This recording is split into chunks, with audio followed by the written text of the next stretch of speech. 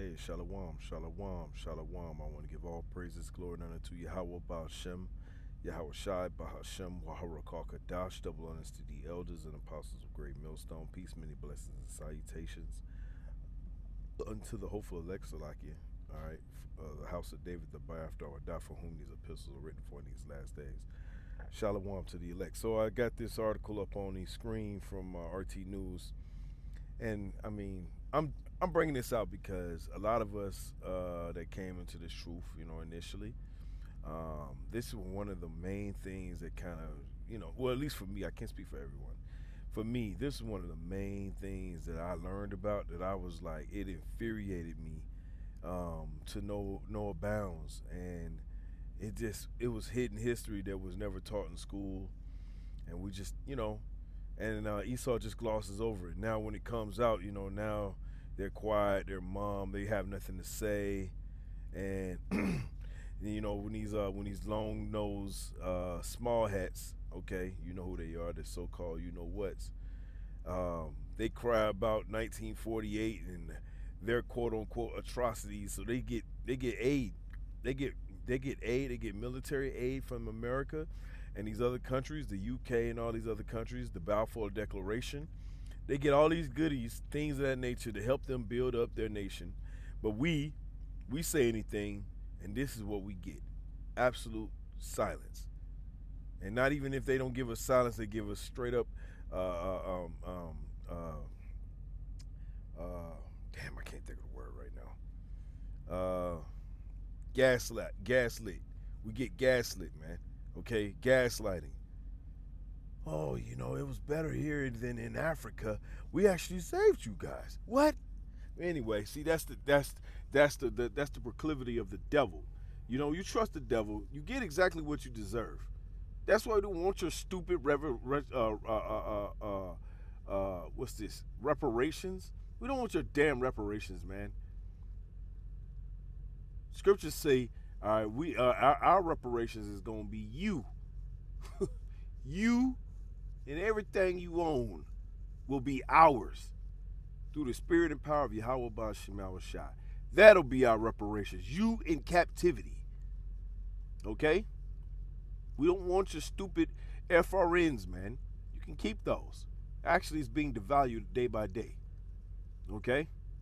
As inflation increases. The dollar is strong now, but beware, it's going to be weakened very soon. All right, so this is from the article. It says Oklahoma judge tosses race reparations lawsuit. 3 survivors. Now, you can't even get the survivors. The survivors of the actual event itself can't get no money. When are you Jakes are going to wake the hell up? This guy don't like you. He never liked you, right? It says 3 survivors of the 1921 Tulsa race riots attempted to hold the city responsible for 100 years of lost income. A judge has dismissed a lawsuit brought by the last 3 survivors of the Tulsa race riots. See, this is what they were trying to say. See, now listen, if we were arguing on effective reparations, right? They'll say, well, nobody's actually alive here. That's actually, that actually partook in slavery. Nobody's still alive here. But you got 3 people that actually went through the atrocities of their city being burned down. They're still here, and they won't give them the money. Not that we care, okay? Not that we care, but we're just making a point. The hypocrisy of the devil, man, okay? That's why we get on you, Jakes, because you trust in this fucking devil so much, it's going to be to your downfall, okay? It says, a judge has dismissed a lawsuit brought by last 3 survivors of the Tulsa race riots who argued that the city never adequately compensated them for the burning down of its black businesses district in 1921. Judge Caroline Wall, well, of course, dismissed the suit with prejudice on Friday, meaning the plaintiffs cannot launch another legal attempt at gaining reparations. Wow.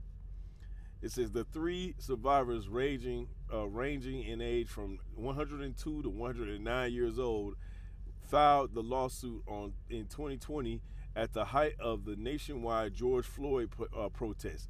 quickly gaining the attention of the media and the Democratic lawmakers. While the suit did not specify how much money they were seeking, it argued that all three deserve some measure of justice in their lifetime.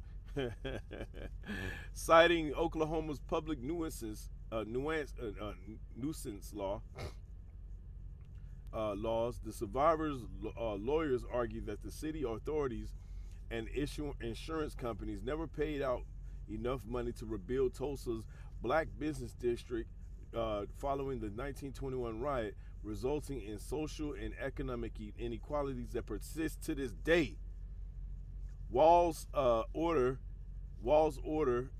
stated that the survivors had not identified a legally cognizable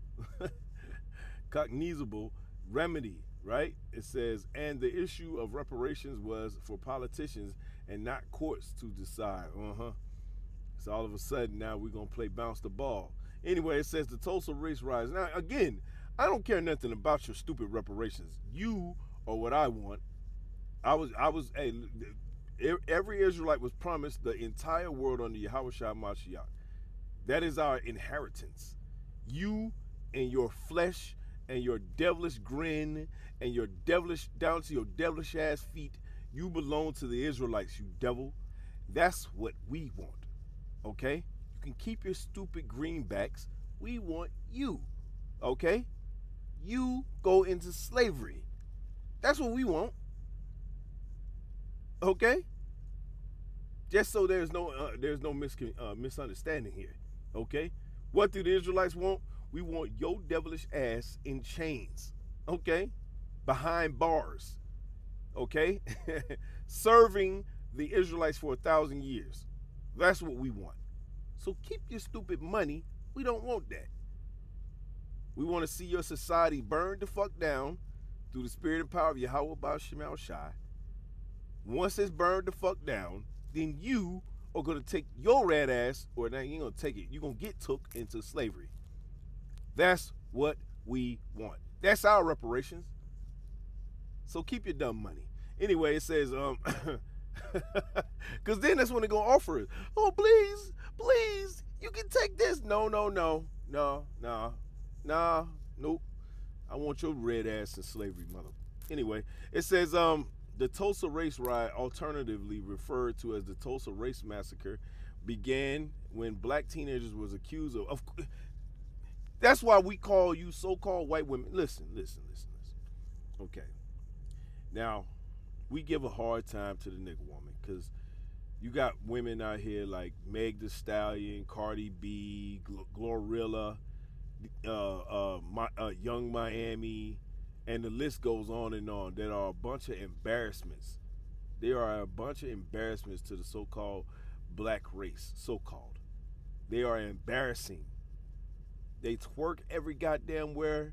They prop their ass up like people want to see that shit, okay? And they call it freedom.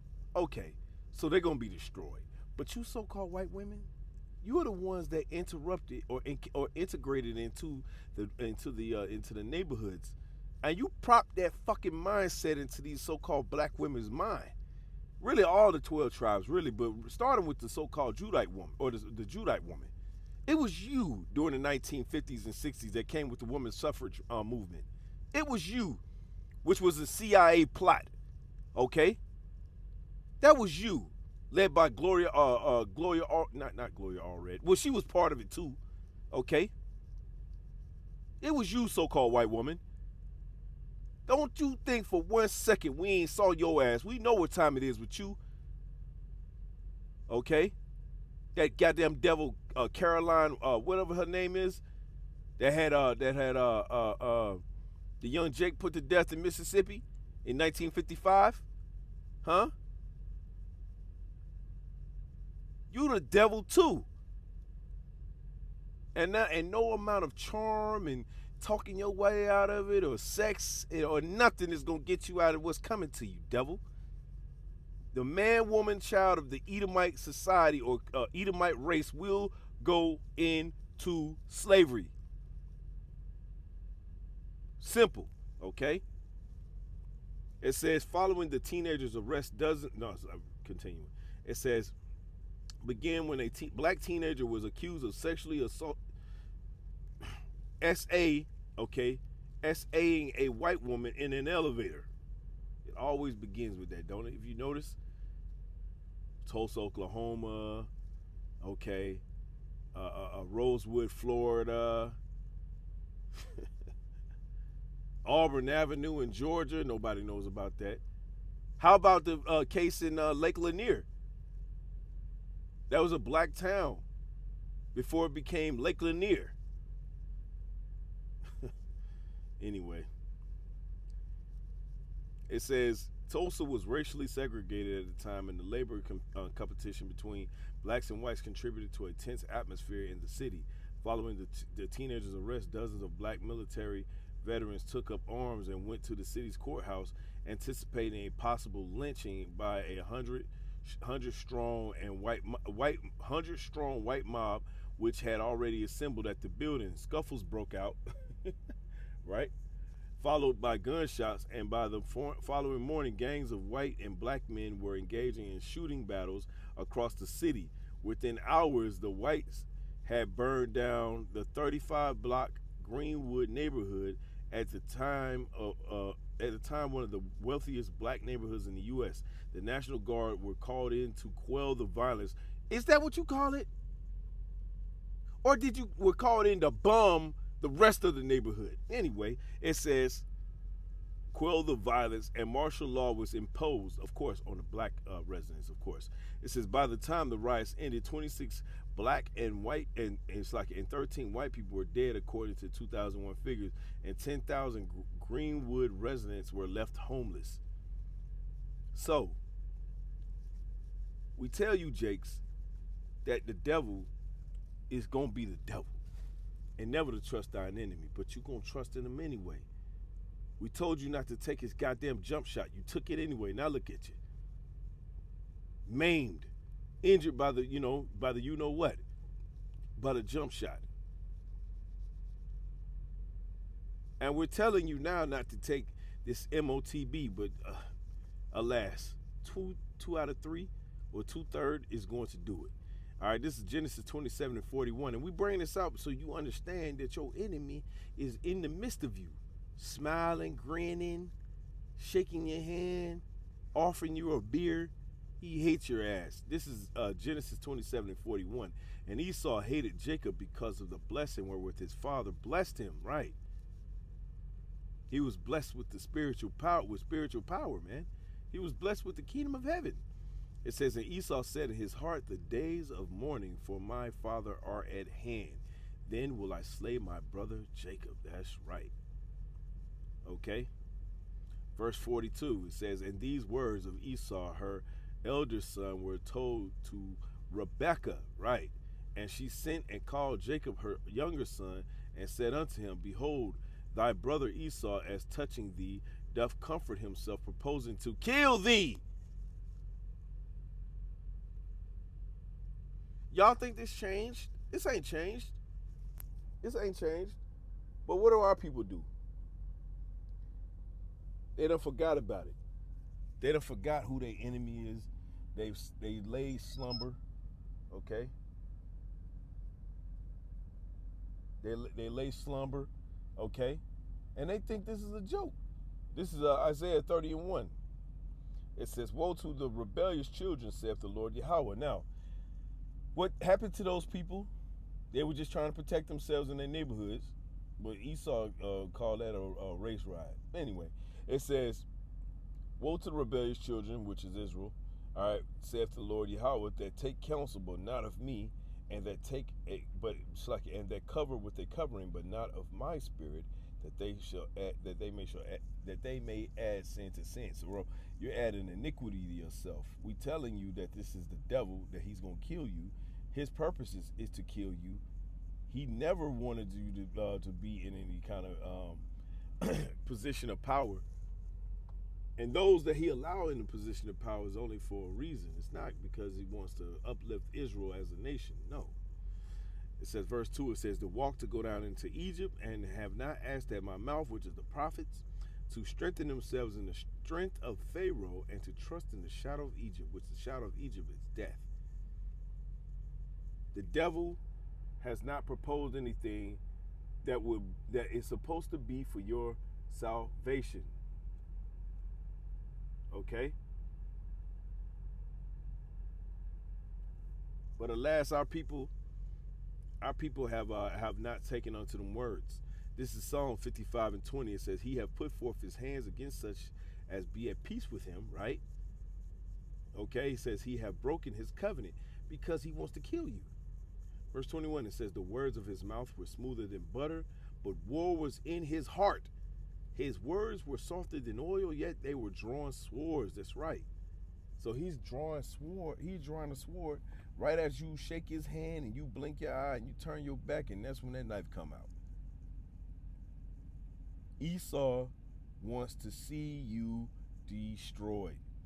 He wants to see the entire nation of Israel destroyed. We tell our people over and over and over, this devil does not want you to be in power. He wants to take the entire world. If he can't rule the world, he wants the entire world to burn. He is a gigantic 9-year-old child who can't get their way. So now he has proposed to destroy the entire earth. But see, the Lord has put him in a trick bag. The Lord put him in a trick bag because he thinks, it's like you. Because he knows, well, he purports to know that he thinks he can be able to overcome Yahweh Shemal Shah. And he can't. He's going to try though. So the Lord, knowing what his plan is, the Lord gave him an impossible task to accomplish. Okay?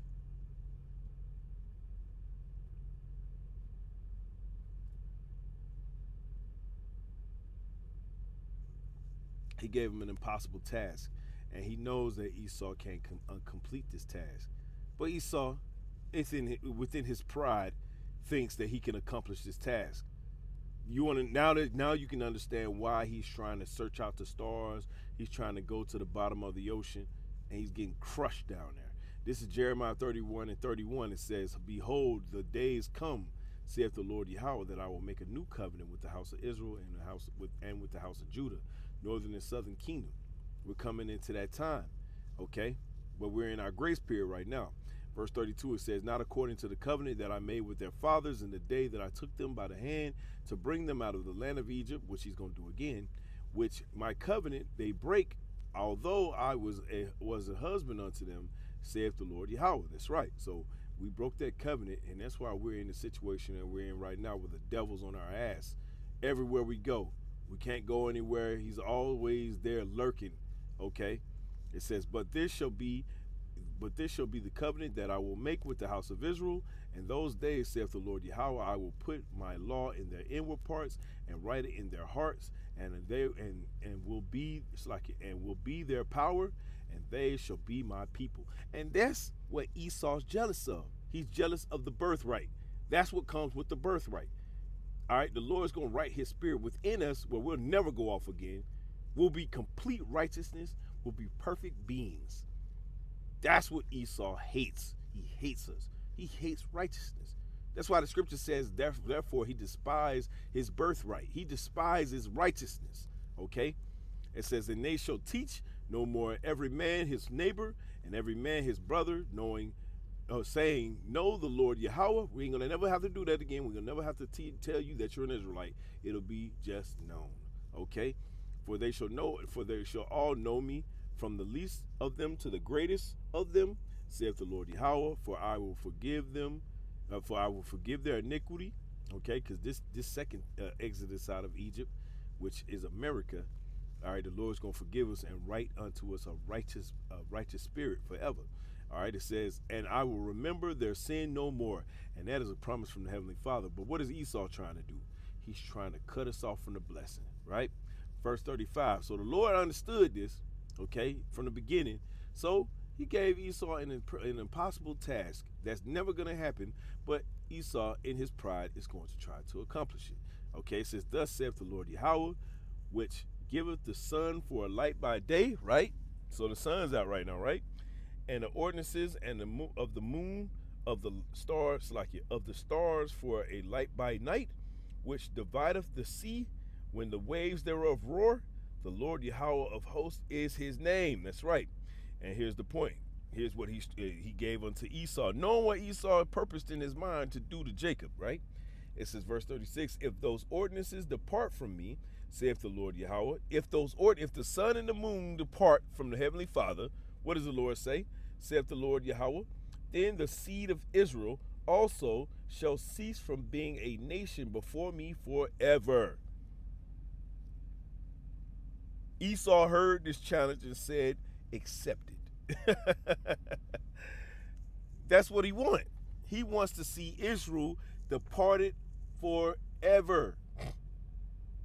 That's why you want to know why he sets up liquor stores right next door to a damn church, right next door to a church's chicken. He wants to destroy you. That's why he's pumping barium oxide in the sky over your neighborhoods. Oh, hell, over the entire city, because he don't care nothing about his own people. Okay? It says, verse 37, it says, thus saith the Lord Yahweh, if heaven and above can be measured, and the foundations of the earth searched out beneath, which is the ocean, it says, I will also cast off all the seed of Israel for all that they have done, saith the Lord Yahweh. So he said his son to Esau. Esau noted it, said, I'm going to do it. So that's why he's got an international space station, but he can't go past the Van Allen belt. That's why he's got divers suits and things of that nature that he steals from other animals by dissecting them, taking them out of the ocean, dissecting them, figuring out how to dive deeper, okay? But he tries to take he says trips to the Titanic, but we know better than that. So he's trying to search out the sea floor, the ocean floor, but he can't. He can't search the ocean. He's only, they say 10%, but really I believe it's only 3%. I don't think he's only. I think he's only searched about 3% of the ocean, man. And I think he knows that. That's why he's gonna just try to kill everybody. Because he's the devil. I will also cast off the seed of Israel for all that they have done, saith the Lord Yahweh. Behold, the day is come, saith the Lord Yahweh, that the city shall be built to the Lord Yahweh from the tower of Hananeel unto the gate of the corner, and the measuring line shall yet go forth over against it upon the hill of Gareb, okay, and shall compass about the Goath, and the whole valley of the dead bodies and of the ashes, and all the fields unto the brook of Kidron, okay, unto the corner of the horse gate towards the east, shall be holy unto the Most High Yahweh. It shall not be plucked up nor thrown down anymore forever. See, Esau didn't read past that part. He didn't get past the part where if you can search out the ordinances, then guess what? I'll let you do it. I'll take Israel out myself. But that's not gonna happen. Esau was not able to do it. Esau is not able to do it. Esau is not gonna be able to do it. That's why we go hard body on you Israelites that have consented onto his ways, because the Lord set up something impossible for him to do, which he can't do. But yet, if you give in to his advances, guess what? You are out there on your own. You're not following. You don't have that covering anymore. Okay, you have forsake your covering, which is Yahweh. Okay, Yahweh Ba'Shem Shai, you will forsake your covering. Therefore, you're out there.